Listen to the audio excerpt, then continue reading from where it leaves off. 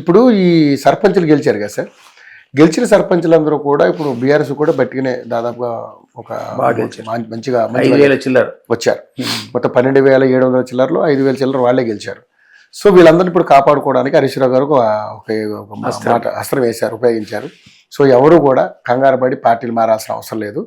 ఎందుకంటే మన రాష్ట్ర ప్రభుత్వం మనకు రూపాయి మనకి ఎక్కడ అడ్డుకుంటుందని మీరు అలాంటి కంగారు పడాల్సింది లేదు. డైరెక్ట్ సెంట్రల్ గవర్నమెంట్ ఈ ఖాతాల్లోకి వస్తాయి, సర్పంచుల ఖాతాల్లోకి మధ్యలో ఎవరు లేడు, రాష్ట్ర ప్రభుత్వం కూడా ఉండదని చెప్పాడు. ఏంటి సార్ నిజంగా అటువంటి పరిస్థితి? యాక్చువల్లీ ఏముందంటే మీరు అన్నట్టు ఈ సర్పంచుల నిధులు నేరుగా కేంద్రమే ఇస్తుంది. వీటి దగ్గర రూపాయలు లేదు ఇవ్వడానికి. పాపం ఎక్కడ ఏవో పెన్షన్ డబ్బులు, ఇంకేదో డబ్బులు, గవర్నమెంట్ ఆఫ్ ఇండియా ఇచ్చేటువంటి రిలీజెస్ అన్ని కూడా వీళ్ళు డైవర్ట్ చేసి జీతపత్యాలకు వాడుకునే పరిస్థితి, అప్పుల మిత్తులకు వాడుకునే పరిస్థితి కూడా చూసాం మనం.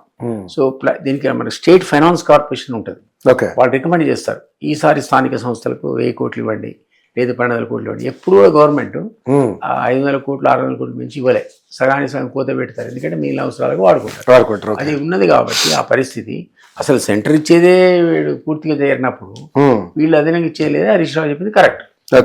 కానీ ఇష్యూ లోకల్గా అట్లా ఉండదు. ఇష్యూ ఎట్లుంటుంది అంటే పొద్దున్నే వాడికి పోలీస్ స్టేషన్తో పని పడుతుంది, ఇంకెవరితో పని పడుతుంది, ఆఫీస్తో పని పడుతుంది. ఒక ఫోన్ చేస్తే నేను కాంగ్రెస్ సర్పంచ్ మారుతున్నా అన్న దానికోను నేను వెళ్ళిపోయాడైనా దీంట్లో ఇంకో పార్టీ బీఆర్ఎస్ అట్లా అంటే వింటాడా? పోలీసు వాడు వినడు, ఎవడు వినడు, ఆఫీసర్ కూడా. కాబట్టి అది ఈ వచ్చే డబ్బుల కంటే వాడికి అది ఇంపార్టెంట్. లోకల్ ఇన్ఫ్లుయెన్స్ అనేది చాలా పనిచేస్తుంది. కాబట్టి వాళ్ళంత ఈజీగా వేరే పార్టీలకు వస్తారనే దానికి నేతలు కేంద్రం ఇచ్చినా రాష్ట్రం ఇచ్చినా వీళ్ళు పార్టీ మారడం అనేది అంత ఈజీ కాదు. బట్ బీఫార్లతో గెలిచేటువంటి ఎంపీటీ జెడ్పీటీసీలు ఈసారి అలా జంప్ చేయాలని ఉండడానికి వీల్లేదు. ఎందుకంటే మొన్న ఎమ్మెల్యేది గొడవై supreme court direct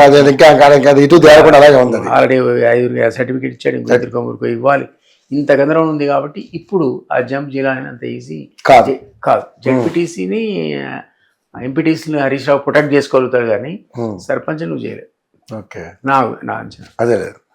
right sir, thank you sir, thank you so much. మరిన్ని అప్డేట్స్ మళ్ళీ కలుసుకుందాం sir. Sure, thank you so much.